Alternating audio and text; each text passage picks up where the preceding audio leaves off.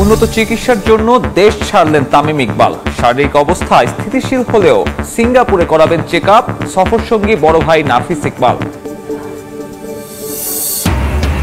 ফিলিস্তিনিদের ওপর ইসরায়েলি আগ্রাসনের প্রতিবাদে মুখর ক্রীড়াঙ্গন।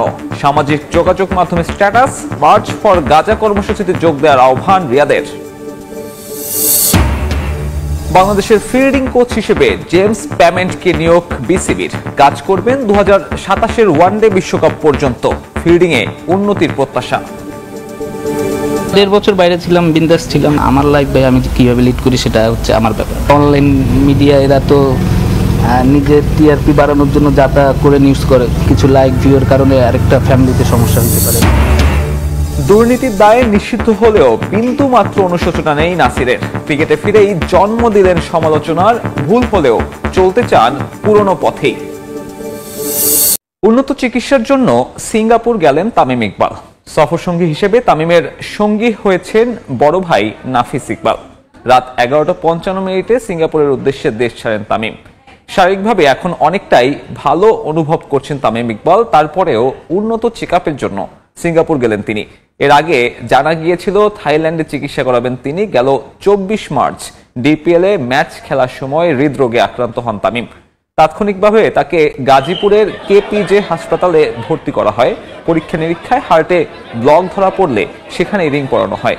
এরপর কিছুটা সুস্থ হলে তামিম ইকবালকে আনা হয় রাজধানীর এভারকেয়ার হাসপাতালে। সেখানে কয়েকদিনের চিকিৎসা শেষে বাসায় ফিরে যান সাবেক অধিনায়ক।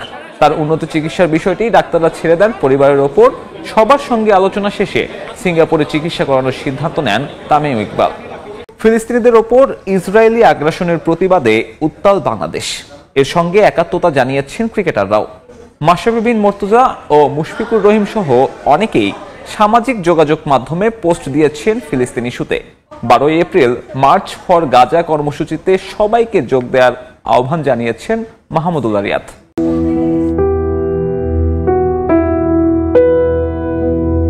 উপত্যকায় মেঘ পড়ে মানুষ খেকো আগুনে, ভূমধ্য সাগরের স্রোতে রক্ত, দৈত্যাকার হায়েনাদের কুৎসিত হাসিতে কাঁপে বায়ুমণ্ডল। ইসরায়েলি পৈশাচিক হত্যাযজ্ঞে পবিত্র ভূমি পরিণত হয়েছে বিরান ভূমিতে।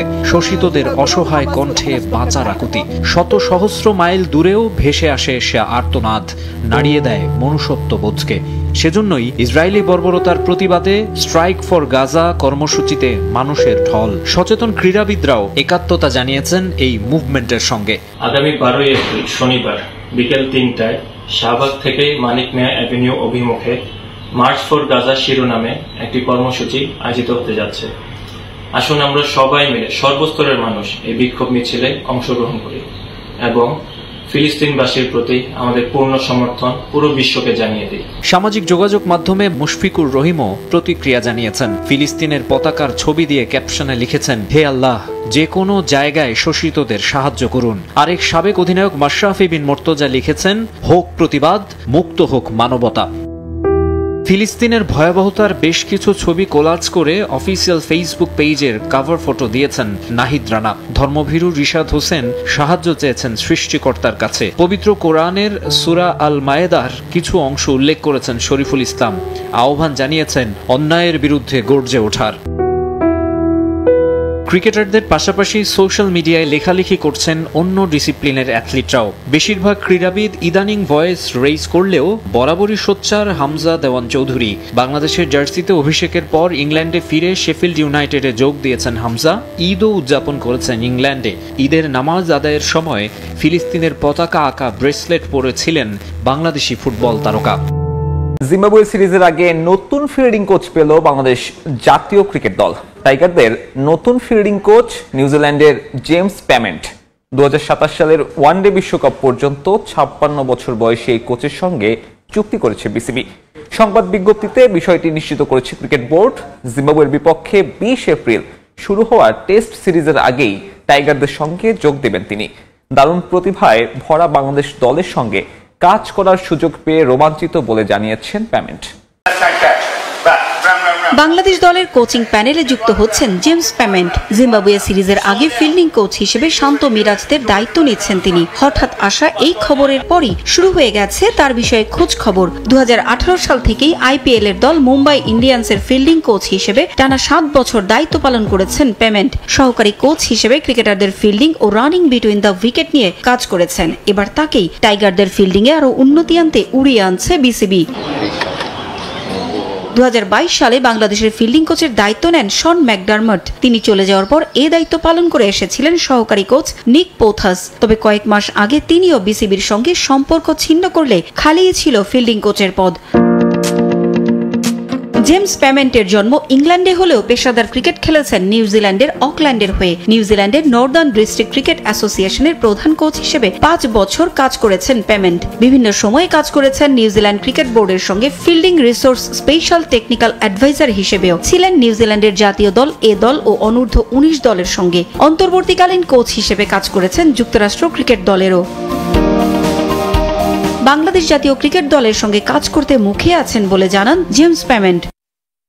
বাংলাদেশ দলে প্রতিভাবান অনেক ক্রিকেটার আছে, তাদের সঙ্গে কাজ করার সুযোগ পেয়ে আমি রোমাঞ্চিত। জিম্বাবুয়ে সিরিজের আগে ক্রিকেটার ও কোচিং স্টাফদের সঙ্গে যোগ দিতে আমি অধীর আগ্রহ নিয়ে অপেক্ষা করছি। নিউজিল্যান্ডের হয়ে 14টি প্রথম শ্রেণীর ম্যাচে 351 রান করেছেন পেমেন্ট। লিস্ট এতে ম্যাচ খেলেছেন 33টি, রান করেছেন 933। পিএসএল এ অংশ নিতে পাকিস্তান গেলেন tiger leg spinner Rishad Hossain. প্রথমবার ভিনদেশি কোনো ফ্রাঞ্চাইজি লিগ, তবে কোনো চাপ নয়, খেলাটাই উপভোগ করতে চান রিশাদ হোসেন। নির্দিষ্ট কোনো লক্ষ্য সেট না করলেও ইতিবাচক ক্রিকেটে দ্বার খুলতে চান অন্যদের জন্য। লাহোর কালান্দার্সে হেড কোচ রাসেল ডমিঙ্গো হওয়ায় যে কাজটা আরও সহজ হয়ে যাবে বলেও মনে করেন এই লেগি। রিশাদের একলা যাত্রা ভিন্ন চ্যালেঞ্জ। ঢাকা ট্রাফিক ঠেলে যতক্ষণে বিমানবন্দরে সূর্য পশ্চিমে প্রায় অস্তাগত।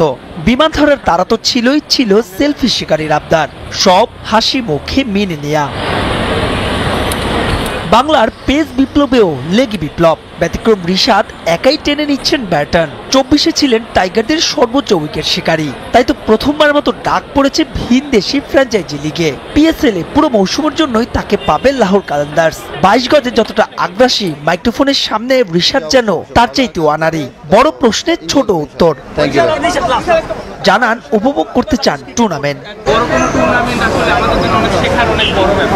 আপাতত কোনো প্ল্যান করিনি, আপাতত যাই এনজয় করি, দেখা যাক, খেলা শুরু হলে ইনশাআল্লাহ প্ল্যান করব। লাহোর কালান্দার্স অবশ্য ভিন্ন এক কারণে স্পেশাল রিশাদের কাছে।